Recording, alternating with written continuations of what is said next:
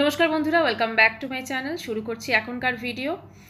তো আজকে তো মোটামুটি আকাশবাণী থেকে বার্তা এলো এবং আরও অনেক বার্তা শুনলাম, তো তারপরে আমি এই ভিডিওটা করছি। তো প্রথমেই একটা কথা বলবো, আজকে আকাশবাণী বার্তাতে অনেক কথা বলা হলো এবং তার মধ্যে বলা হলো যে ঝিমি হচ্ছে ভীষণভাবে ইনোসেন্ট এবং ছেলেটি হচ্ছে ভীষণভাবে ক্রিমিনাল, এরমই একটা কিন্তু কথা বলার মধ্যে প্রকাশ পেল। এবং আরেকটা জিনিস বলা হলো কে ঝিমি রিতমকে চাই, কারণ রিতমকে ছাড়া ওর চলবে না। তো আমাদের তো এটাও দেখতে হবে যে রিতমের ওকে ছাড়া চলবে কি চলবে না, তাই না? এটাও তো দেখা প্রয়োজন। আরেকটা কথা আমরা জানতে পারলাম যে ঝিমি এবং রিতম উভয়েই নাকি ডিভোর্স কেস ফাইল করেছিল, উভয়ের তরফ থেকেই।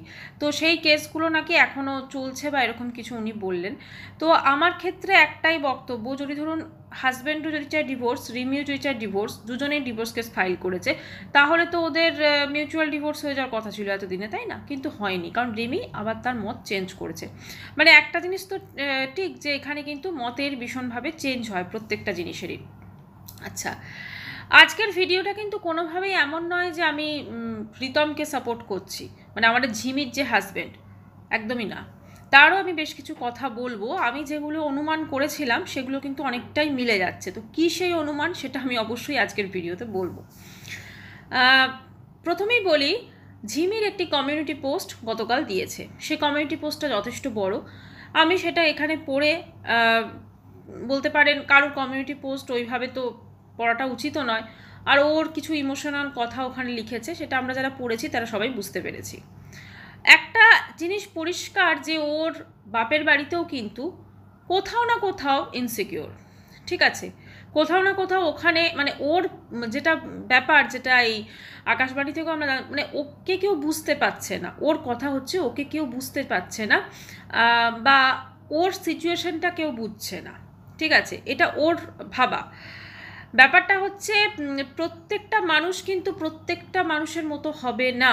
হ্যাঁ, একটা মানুষকে যদি অনেকজন মানুষ ভুল বোঝে, সেক্ষেত্রে কিন্তু মানে কি বলবো, প্রত্যেকের মনে ও কিন্তু যে ওর অবস্থানটা সেটা কিন্তু চেঞ্জ করতে পারবে না। ওর অবস্থান কিন্তু প্রত্যেকের মনে সেটাই থাকবে, কিন্তু ও যেটা করতে পারবে ও নিজেকে চেঞ্জ করতে পারবে, তাই না? ওর নিজের কোনো একটা স্ট্যান্ড পয়েন্ট ওকে রাখতে হবে। এবং ও ছোটো, খুব একটা তো ছোটো বাচ্চা নয়। যেটা বার্তায় শুনছিলাম যে ও নাকি ভীষণ স্বপ্নরাজ্যে থাকে বা এরকম কিছু। আমি বলবো সেক্ষেত্রে যদি মেয়েটির বয়স যদি কম হয়, ছেলেটিরও বয়স এমন কিছু নয়। হ্যাঁ, মোটামুটি বোধহয় এরা সমবয়সী, আমি ঠিক জানি না, মোটামুটি সমবয়সী, 1-2 বছরের হয়তো ডিফারেন্স হলেও হতে পারে।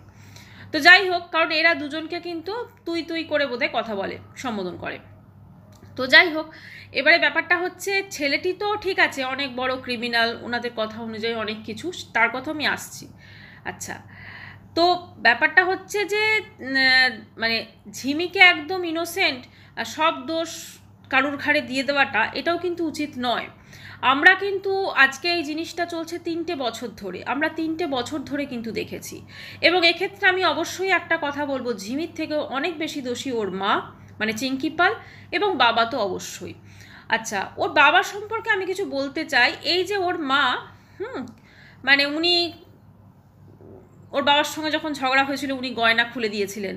আবার উনি বাবার সঙ্গে যখন ঠিক হলো, মানে ওনার হাজব্যান্ডের সঙ্গে যখন ঠিক হলো, গয়না পরে নিলেন। সত্যি কথা বলতে কি, এই মা মেয়ে দুজনের একটা ধরুন যে সেলফ রেসপেক্ট, এই ফিলিংসটা আছে, তো এটা ভীষণ মানে প্রয়োজন ওদেরকে ফিল হওয়া।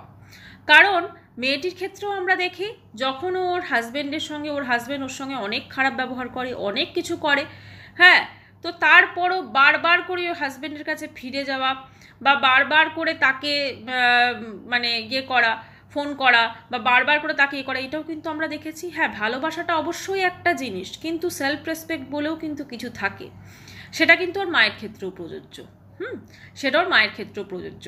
কারণ আগে যদি আমি নিজেকে সম্মান না করি, তাহলে আমি এটা কোনোভাবে আশা করতে পারি না যে আমাকে আমার সামনে যে আছে সে সম্মান করবে না। নিজের সম্মান আগে নিজের কাছে, তারপরে তো আমাকে অন্যরা সম্মান করবে, তাই না?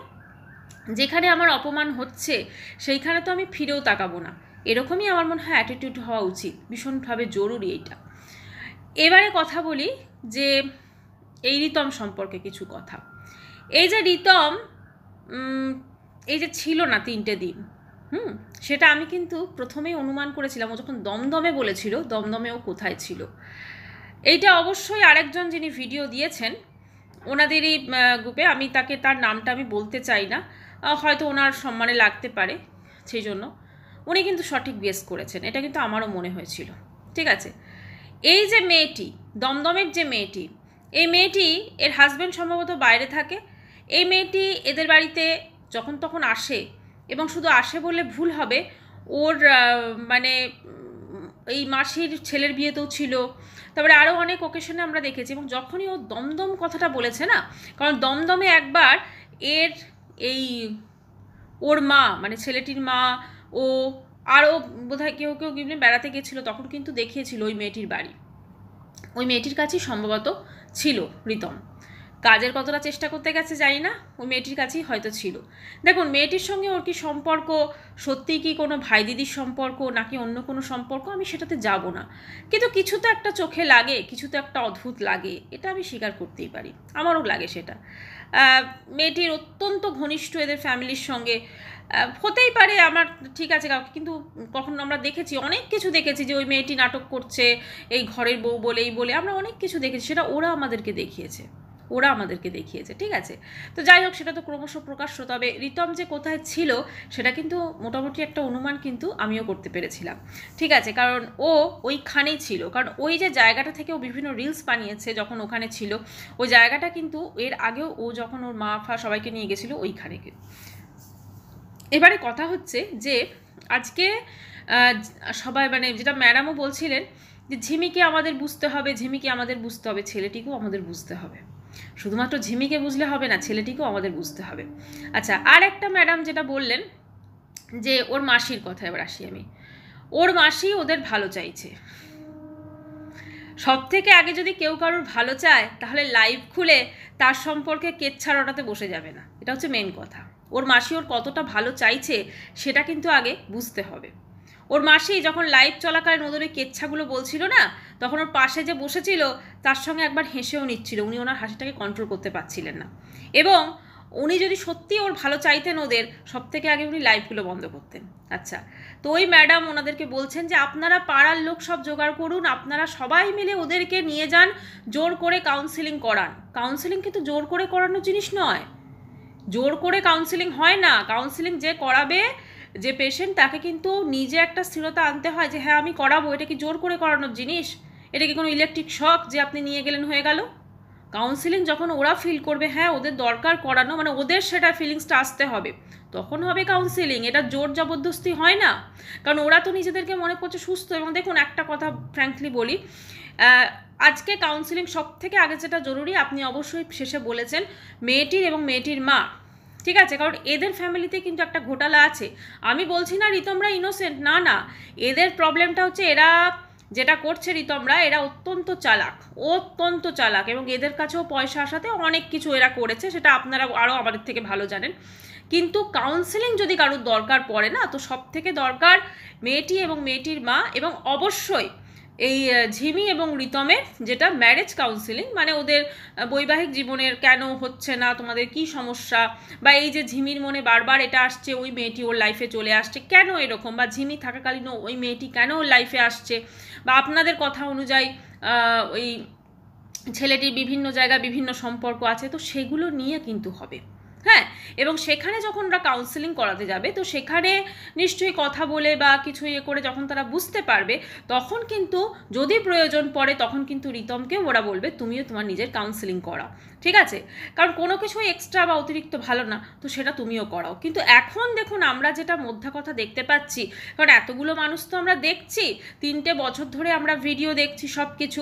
হ্যাঁ, এখানে কিন্তু ছেলেটি তো প্রচুর নোংরামো করেছে, প্রচুর। আমরা এমনকি ওপেনলি এটাও দেখেছি অনেক ক্ষেত্রে, ও ড্রিঙ্কস করে রিল বানিয়েছে, অনেক কিছু করেছে, এটা আমরা সবাই দেখেছি।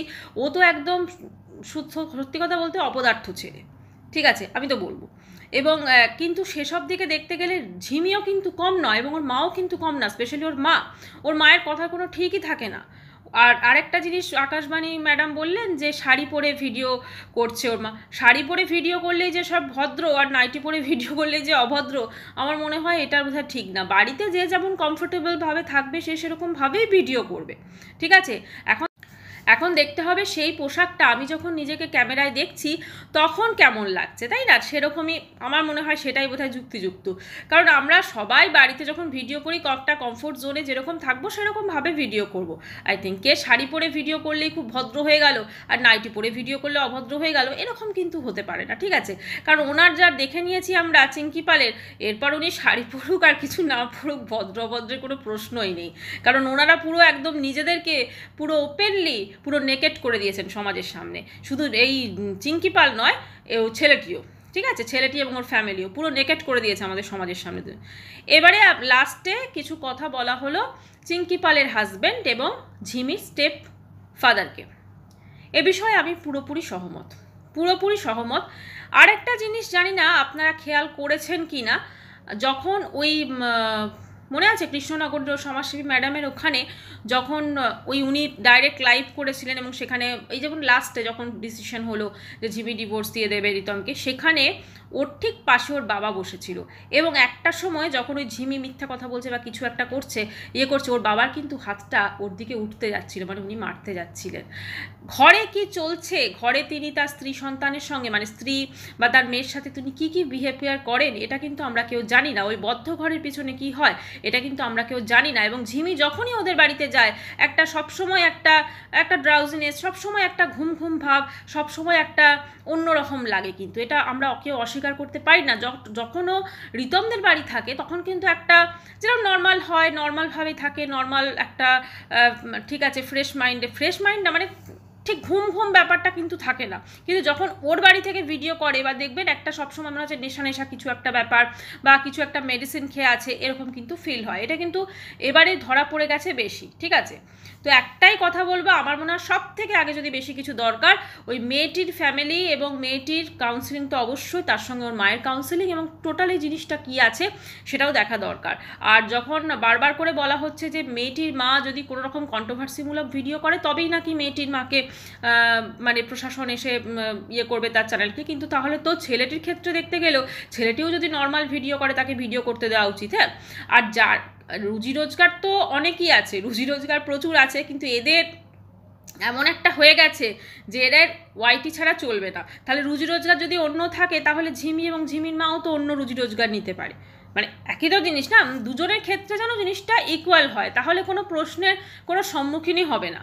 মানে আজকে ধরুন আমরা যদি এটা বলি যে ঝিমি আর ওর মা ভিডিও করতে পারে, ভদ্রভাবে ভিডিও করতে পারে, শাড়ি পরে ভিডিও করতে পারে, কোনো রকম কন্ট্রোভার্সি করবে না, কিন্তু তাহলে আমরা এটাও বলতে পারি যে তাহলে রিতম যখন, ঠিক আছে রিতমও যদি লিখিত দেয় যে ও নর্মাল ভিডিও করবে তাহলে ও নর্মাল ভিডিও করতে পারে। আমরা যদি এটা বলি যে রিতম আজকে জোম্যাটো, সুইগি বা বিভিন্ন অ্যাপসেও কাজ করে খাওয়াবে, তাহলে আমরা উল্টো দিকের জিনিস মানুষটাকেও সেমই দেখতে পারি, তাই না? মানে দুটো যেন ব্যালেন্স বরাবর থাকে, দুটো যেন ইকুয়ালিটি মেনটেন হয়, এটাই। তো যাই হোক, যেটা দেখলাম সেটা নিয়ে বললাম। আসছি নেক্সট ভিডিও নিয়ে খুব তাড়াতাড়ি। আর ততক্ষণের জন্য সবাই খুব ভালো থাকবেন। যদি চ্যানেলটি ভালো লাগে তো অবশ্যই করে সাবস্ক্রাইব করো। রইল, বাই।